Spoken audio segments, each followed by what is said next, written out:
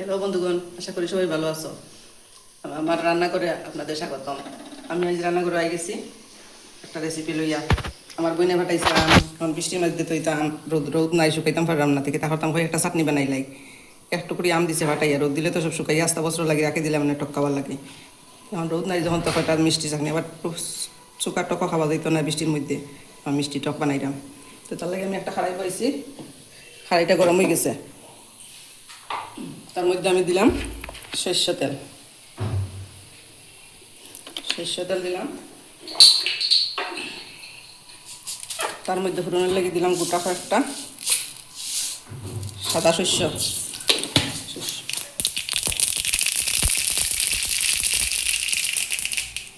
তার মধ্যে দিলাম একটা শুকনো লঙ্কা দু টুকরা করিয়া, তার মধ্যে দিলাম গোটা কয়েকটা রসুন,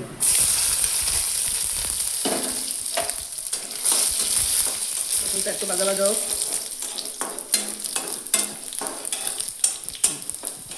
ফোড়নটা রেডি হয়ে গেছে, এখন আমি টমেটোখানে দিলাম, আমের টুকরাটা দিলাম। এটা কিন্তু আম দেখে হলে খাওয়ার ইচ্ছা করে, রোদ হলে তো দুপুরে কাঁচা বর্তা করিয়া খাইলাম না, আর তো বৃষ্টির মধ্যে কাঁচা বর্তা খাওয়া যায় না, চাটনি বানাইলে সবাই খাইলাম। আগুনের রাস্তা কমাইয়া দিলাম।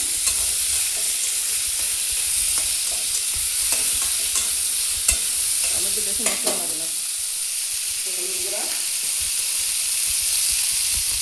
একটু হলুদ গুঁড়া,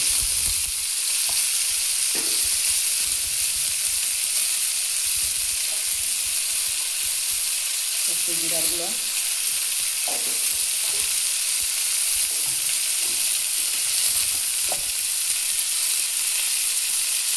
স্বাদ মতো লবণ,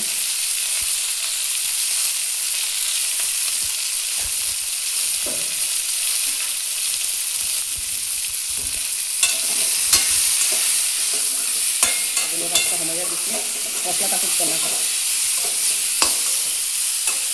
এখন একটা ঢাকনা দিয়ে রাখবো যাতে একটু ভালো হবে আমটা সিদ্ধ হয়।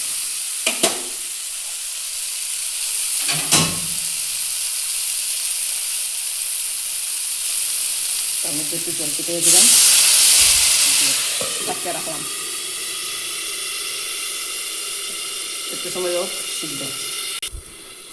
দেখে যাই কীরকম হয়েছে, সব সিদ্ধ হয়ে গেছে, সিদ্ধ হয়ে গেছে সব, ওই দেখুন সব আম সিদ্ধ হয়ে গেছে, সুন্দর হয়ে গেছে।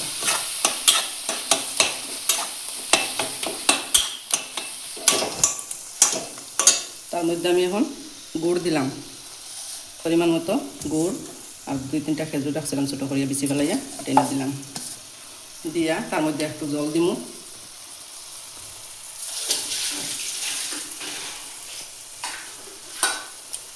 তার মধ্যে গুড়ের বাটি দিয়ে একটু জল দিলাম,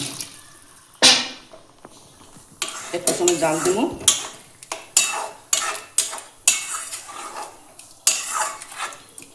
আগুনটা পুরো বাড়াইয়া দিছি।